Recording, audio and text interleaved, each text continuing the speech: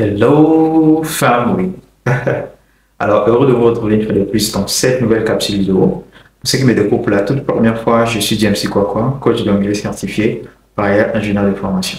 Sur ma chaîne YouTube, je vous parle de comment parler couramment l'anglais dans un environnement francophone, en partant bien évidemment de ma propre expérience. D'accord? Alors aujourd'hui, dans cette nouvelle capsule vidéo, j'aimerais partager avec vous 5 conseils que j'aurais aimé apprendre avant de me lancer dans l'apprentissage de la langue anglaise. D'accord? Alors, la première des choses est la source de motivation.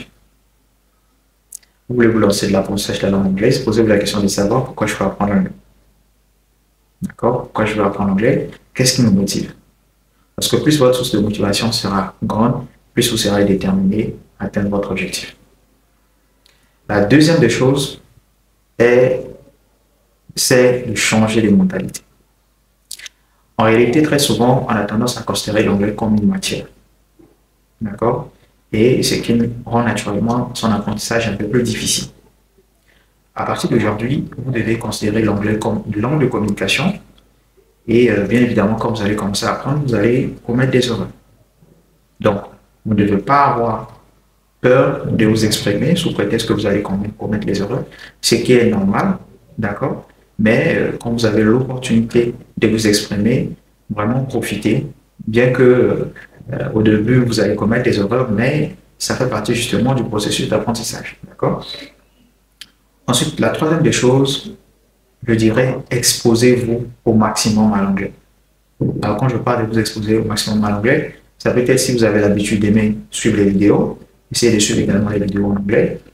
Si vous avez l'habitude d'écouter de la musique, d'accord, essayez de suivre et d'écouter également de la musique en anglais. Si vous avez l'habitude de lire, d'accord, essayez de lire également des documents en anglais, d'accord. Plus vous allez vous exposer au maximum à l'anglais, plus justement vous allez découvrir des nouveaux mots et naturellement, il y a certaines choses en fait que vous n'aurez pas tendance, vous ne serez pas appelé en fait à apprendre en tant que tel, mais plus justement vous serez en contact avec ces mots, ces phrases ou encore ces façons de prononcer certains mots à travers naturellement les vidéos et de la musique, vous allez vous-même être contaminé.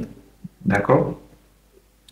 La quatrième chose est de trouver un coach qui va vous accompagner.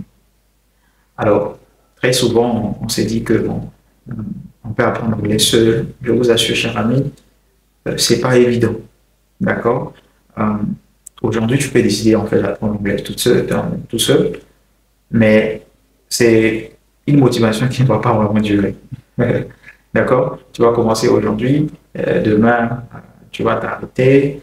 Je te dis que bon, tu as tout ton temps et tout, tu t'arrêtes, après tu recommences et tout. Non, trouve-toi un coach, parce que justement, ce dernier sera là pour te suivre, t'accompagner et pour te mettre aussi un peu de la pression derrière. Parce que naturellement, l'homme a toujours aimé travailler sous pression, voilà, de façon naturelle. Et en ayant un coach, en ayant un programme bien précis de formation, ça vous permettra justement d'atteindre le plus vite que possible votre objectif. D'accord? Donc, trouvez un coach pour vous accompagner. Alors, le cinquième conseil que je voudrais partager avec vous c'est que beaucoup de personnes, malheureusement, ignorent, c'est d'être patient et de rester constant. Alors, très souvent, je reçois des personnes en fait, qui me contactent, coach Jamesy, j'aimerais apprendre l'anglais. La personne vient, ok, d'accord, on va faire un programme, on va commencer. Donc, peut-être pour ceux qui ne connaissent pas, on a tendance à accompagner les gens à parler couramment l'anglais à travers donc, notre startup Global English Hub, d'accord, qui est donc une plateforme qui accompagne donc, les gens à parler couramment l'anglais, peu importe leur position géographique. Donc, nos formations sont 100% à distance. Donc, tu vois, la personne vient un mois après, la personne décide naturellement de faire une pause. Elle dit que bon, coach, je pense que je vais d'abord arrêter et revenir en fait le mois prochain et tout ça parce que je suis un peu occupé ces derniers temps. Non, non, non, non. Évitez surtout ça. Parce que aussi longtemps que vous n'allez pas atteindre un niveau B2, vous aurez tendance en fait à tout oublier malheureusement.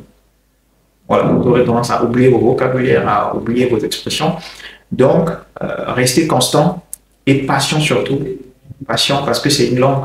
C'est pas une science où on vous apprend juste la méthode, après on vous donne des exercices pour vous débrouiller avec. Non, c'est une langue et il y a quand même pas mal de choses à apprendre, surtout en fait au niveau du vocabulaire, parce que c'est ce qui vous permettra en fait à écouter les autres, à comprendre les natifs. Il y a le vocabulaire, il y a la prononciation, et ce sont des choses en fait qui vont vous demander un peu beaucoup de temps à écouter, à répéter, à parler, à prendre un peu de nouveaux mots.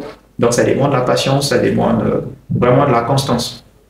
Donc arrêtez cette façon de faire où vous commencez à apprendre un mois, vous stoppez, encore après 2 mois, vous stoppez. Non, l'apprentissage de la langue anglaise demande un peu du temps et vous devez vous accorder vraiment ce temps-là et surtout rester constant. Et comme je l'ai dit tantôt, c'est votre source de motivation qui vous permettra en fait à rester constant et déterminé.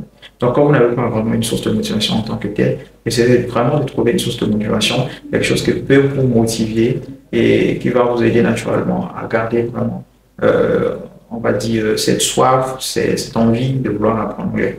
D'accord? Merci beaucoup et on se retrouve très prochainement pour une nouvelle capsule vidéo. See you guys and take care.